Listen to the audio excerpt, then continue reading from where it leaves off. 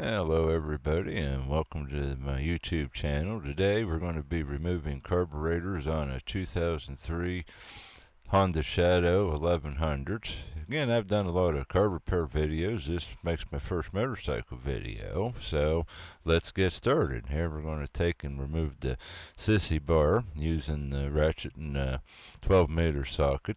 And like I say, first thing again, we want to get the seats out of our way. Also, there's going to be a follow-up video on installing the carburetors, and then two other videos coming up. One on rebuilding the carburetors and cleaning all the parts. So if this interests you, the subject, you'll have lots of information. And again, carburetors and motorcycles are a common problem, not unusual. This bike's set for about 5 years with gas in it, and it did do the toll on everything.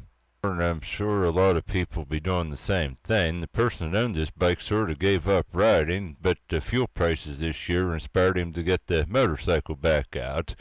And okay, we have this about out on this, and we have to take, and there's a washer on each one of the bolts. Make sure you keep place of the washer so you don't lose it. And one more bolt here to remove. Now when you go to remove this last bolt, turn signals are going to want to fall off the bike, so you'll want to just sort of support them. If you have an extra hand, maybe take and have somebody stand on the opposite side of the bike from where you're working, but I'm just going to sort of carefully here put them back up in place now that the sissy bar is removed, and just put the bolts in a few threads so they are out of the way, not just dangling by the wire for the turn signal.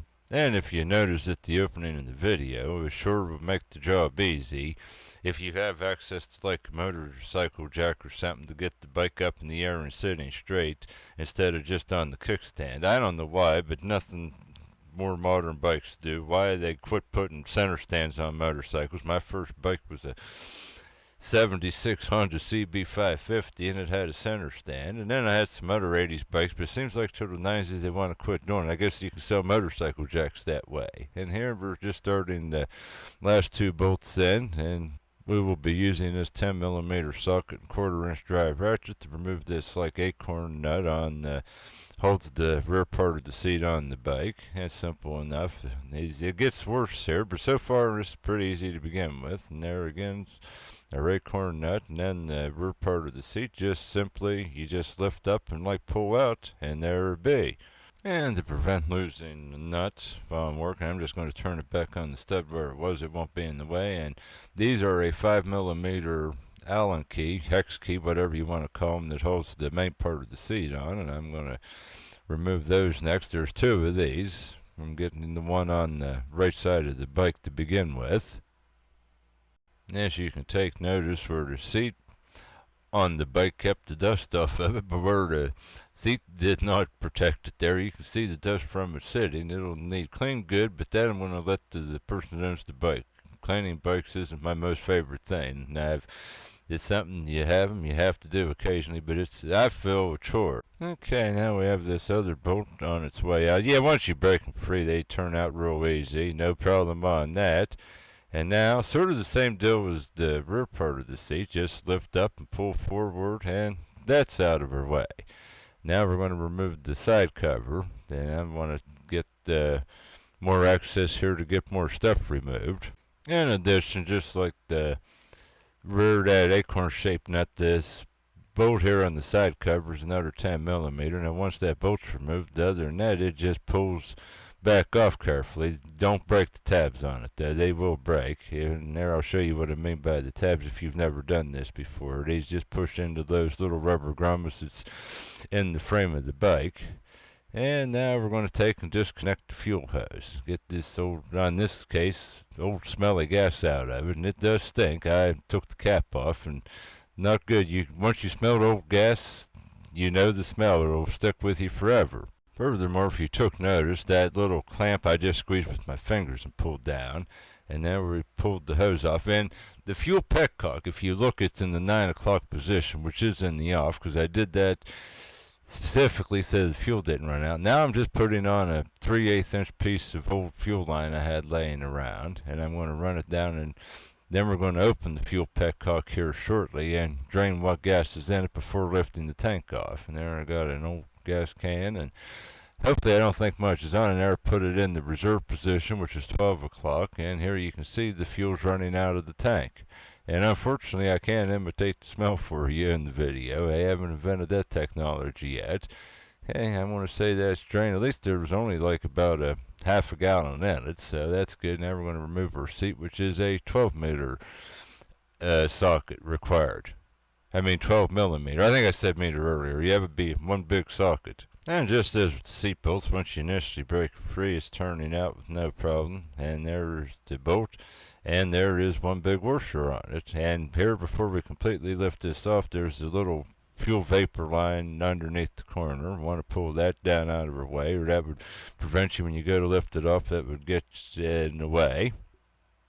And now we have one more bolt to remove on the front of the tank. Now this is a little different design than like other bikes I've had in the past, because the other bikes I had always just had like one bolt at the rear of the tank, such as this one, and then they just like set down like on two prongs that were welded into the frame with rubber grommets on it. But this actually has a bolt at the front too, so we will be removing that, and that's only a small 8 millimeter head on it, and I did say millimeter this time, and there that is. And now just take and lift it off. At least in this case, the main fuel line and that vapor hose is the only obstacles that actually are hooked to the tank, and just lift it straight up off. And now we're going to remove this little, I guess it's a coolant overflow tank. It's another, again, it's a 10 millimeter socket and their washer with it. And here we're going to fight with one of these clamps again. But on the other hand, it seems to be coming. I just pried some.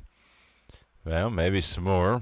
I got a small screwdriver in there. That's off. That wasn't so hard to get off with the plastic. And then there's a larger one at the bottom end of this overflow tank. And that I want to take, and that's got a nice size clamp that you can actually squeeze it here with these needle nose pliers, but you need to reach into it and take and squeeze and pull back, and that's released. And now we can take and just give a little bit of a pry back. I'm using the pliers, slip it back off the tank, and there the hose is off, and there is the little overflow tank, and that much is done, which now gives us access here to this part of this air duct work that goes to the carburetors. And a Phillips head screw, we're going to loosen that. Don't have to take it out the whole way, but just loosen it good. And I'm going to take here pretty much, say that's good enough, and then we can get another one here on top of the carburetor itself. There's how I have to slip the screwdriver down in underneath the more hoses and that in the way. But again, it is accessible. They don't give you a lot of room on these bikes. And now back up on top, here's another part of it. We're going to loosen that one. And once this is loosened, now we can take and actually get rid of a big obstacle in the way getting the carburetors off. There's where we loosen down on the carburetor, the frame. And now there I did actually loosen that big clamp there. It did come apart, and there's another piece of it. And then again, now we got to do some more, get stuff out of our way to get the rest of the duct work out of our way. And in this case, I'm going to get rid of, it's time to get rid of the push and pull throttle cable. And there you can see there it is sitting. And I'm going to take a 10 millimeter open end wrench and first loosen the one cable and get it out of its bracket.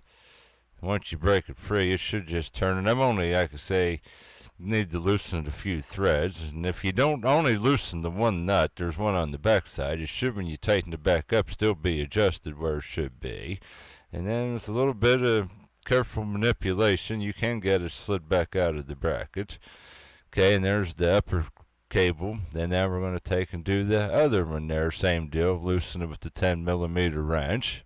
If you noticed, I took and unhooked the one spark plug wire. I pulled it out of the way. But what is sort of a pain, but I'm not going to go through the trouble of disconnecting it. That cable that I keep pushing with my thumb out of the way while I'm taking the throttle cables for the clutch. But yeah, I have it enough out of the way, but it is sort of being, it keeps wanting to pop up into place. The latch is there. But anyhow, we'll work around it, because the carburetors, when the time comes, will be removed from the outer side of the bike. Now I'm going to take here, just carefully pull a little bit forward and disconnect the cable. And now once you have that one, the other one you can take and like you're giving a throttle and take, and we're just going to disconnect it here. After I hold the top of it with the needle nose pliers, it's a lot easier than just fingers, and just down and out, and there you go. And there's the throttle cables disconnected. Yeah, it's a little hard to explain, but hopefully the pictures fill in like on those throttle cables disconnecting and how you do it. But like when you pull it forward, there's a notch in that linkage that it slides out. Now on this, we're just going to take and remove these two screws that hold this bracket for the cables. This access to get more of the duct work off the carburetors, and this front one on this is being stubborn. It don't want to turn out. The one was tight, and let's see, and it's not really, it just wants to round out. So what we're going to do, I hope this works, I've done this before, and I don't know why this is a problem you run into at times on especially motorcycles, but these little small vice grips I'm going to take and grab a hold of the top of the head, and hopefully they clamp on, and we have it loosened up. So that saved the day. And now we're just going to take and loosen the some, and now it'll just turn out with using your fingers. Now luckily the vice grips worked to save the day, but yeah, I did mess the head up on that screw pretty good, and I tried different bits and such on it, and again the old trick of tapping. But anyhow, we'll cross the bridge on when it comes time to put it back in on whether to reuse the screw or see if I can find another one. It'll fight again probably in the future if you go to take it off. Now I'm just getting the throttle cables more out of the way. And here is a fuel line that needs disconnected. And again, one of these clamps that don't really want to come.